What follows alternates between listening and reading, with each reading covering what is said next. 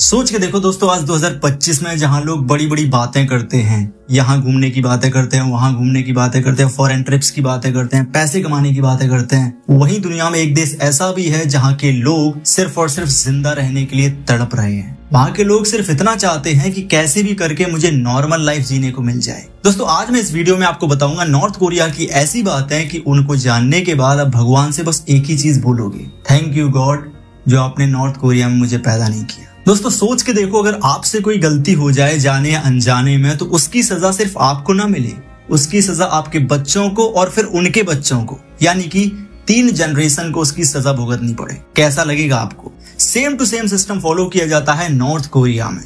North Korea का rule ये कहता है कि अगर आपने कोई गलती कर दी तो उसकी सजा सिर्फ आपको नहीं मिलेगी, उसकी सजा आपकी 3 जनरेशन को दी जाती है। ये कानून नॉर्थ कोरिया में आज तक लागू किया जाता है। इसको हम बोलते हैं 3 जनरेशन पनिशमेंट, यानी कि 3 जनरेशन तक को पनिश किया जा सकता है आपकी एक गलती के लिए। सोच के देखो क्या गुजरता होगा उस इंसान के ऊपर, उस बच्चे के ऊपर क्या गुजरता होगा जिसको ये पता नहीं है कि आखिर मुझे सजा दी किस लिए जा रही है। ये रूल है नॉर्थ कोरिया का। तो समझ लेना, नॉर्थ कोरिया में एक इंसान की गलती की सजा उसकी 3 नस्लों को भुगतनी पड़ती है। और दूसरा रूल जो नॉर्थ कोरिया फॉलो करता है वो ये है, अगर आप नॉर्थ कोरिया में रहते हो तो इंटरनेशनल कॉल करना इलीगल है। यानी अगर आपने किसी दूसरे देश में कॉल लगा दिया, किसी भी कंडीशन में कॉल लगा दिया, चाहे कितनी ही इमरजेंसी क्यों ना बनी रहे, आपको सजाए मौत दी जाएगी। यही घटना हुई थी सन 2007 में। एक आदमी ने किसी दूसरे देश में कॉल लगा दिया था और पता है उसके साथ क्या किया गया? उसको लोगों के सामने जिंदा जला दिया गया था। और तब से लोग इतने ज्यादा डर गए कि उन्होंने इंटरनेशनल कॉल के बारे में सोचना ही छोड़ दिया।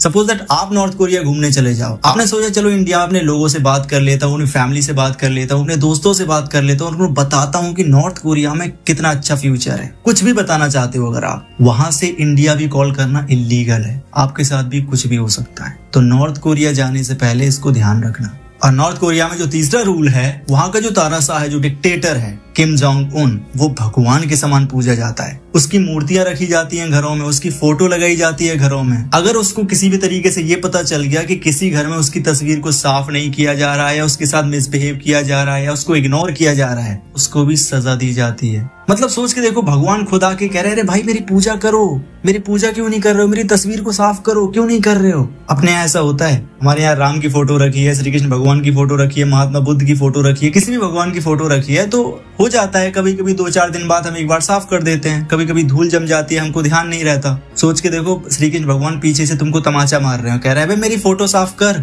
मुझे तकलीफ हो रही है। ऐसा होता है कभी?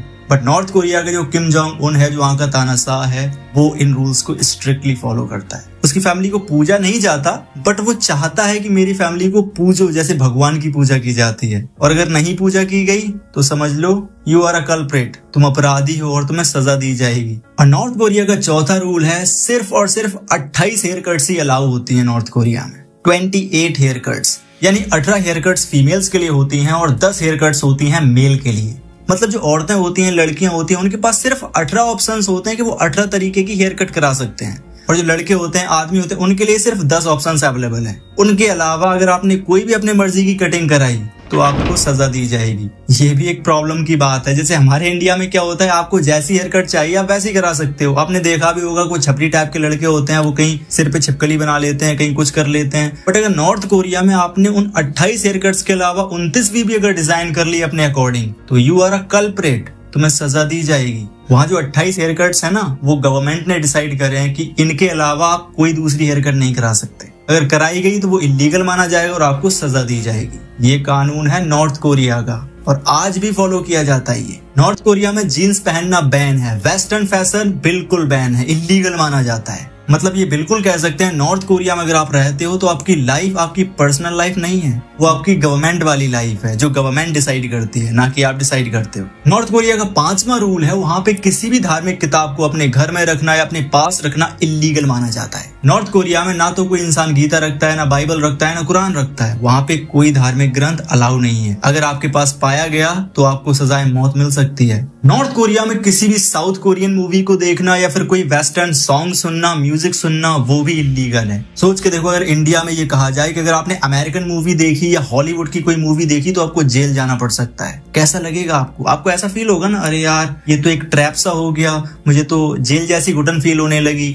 ऐसा होता है ना। हमको लगता है यार मैं तो आजाद नहीं हूँ। Same to same North Korea में होता है। वहाँ पे ना तो आप अपनी मर्जी की कोई मूवी देख सकते हो और ना ही अपनी मर्जी का कोई गाना सुन सकते हो। ये सिर्फ और सिर्फ डिसाइड कौन करेगा? गवर्नमेंट। भाई ये 2025 चल रहा है, दुनिया बहुत आगे बढ़ रही है, लेकिन नॉर्थ कोरिया में ऐसा लगता है कि वो अभी 1950 में ही अटका हुआ है। वहाँ का जो कानून है, जो कल्चर है, वो वही राजाओं महाराजाओं वाला है। जो पुराने जमाने में लोगों को सजाएं दी जाती थी, लोगों के साथ व्यवहार किया जाता था, वो आज भी नॉर्थ कोरिया में देखने को मिलता है। जैसे हमारे इंडिया में बहुत सारी पार्टीज है ना, हमारे इंडिया को डेमोक्रेटिक कंट्री कहा जाता है, प्रजातंत्र का देश जहाँ पे प्रजा की चलती है ना। नॉर्थ कोरिया में भी चुनाव होते हैं, बट वहाँ पे सिर्फ एक ही पार्टी है जिसमें चुनाव में खड़ा कौन होता है? Kim Jong Un.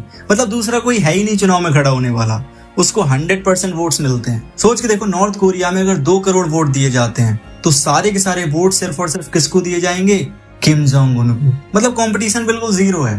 तो नॉर्थ कोरिया में पता है वो ये भी कहता है कि हमारा देश एक डेमोक्रेटिक कंट्री है, हमारे यहाँ पे चुनाव भी किए जाते हैं, बट अगर आपने वोट नहीं डाला नॉर्थ कोरिया में तो भी आपको सजा दी जाएगी। हमारे इंडिया में जहाँ लोगों को बोलने की स्वतंत्रता है, जैसे हम नरेंद्र मोदी के बारे में कुछ भी बोल देते हैं, राहुल गांधी के बारे में कुछ भी बोल देते हैं, अखिलेश यादव के बारे में कुछ भी बोल देते हैं, है ना, जबकि वो भले ही बड़े बड़े लीडर्स हैं, लेकिन हम फिर भी बोल देते हैं, अपनी बात बोल देते हैं, क्योंकि हमें संविधान हक देता है कि हम अपनी बात को आजादी से कहीं पे भी बोल सकते हैं। बट नॉर्थ कोरिया में यही चीज आपको जेल में भिजवा सकती है। जेल तो छोड़ो, अगर आपने नॉर्थ कोरिया में किम जोंग के खिलाफ एक भी शब्द बोल दिया तो समझ लो आपको सीधी मौत मिलती है। तो शुक्र मनाओ कि हम इंडिया जैसे देश में पैदा हुए, जहां हमें बोलने की आजादी है, रहने की आजादी है, घूमने की आजादी है, जो मर्जी वो करने की आजादी है। और जैसी हम लोग जिंदगी जी रहे हैं ना, नॉर्थ कोरिया के लोगों का सपना होता है कि हम ऐसी जिंदगी जिए।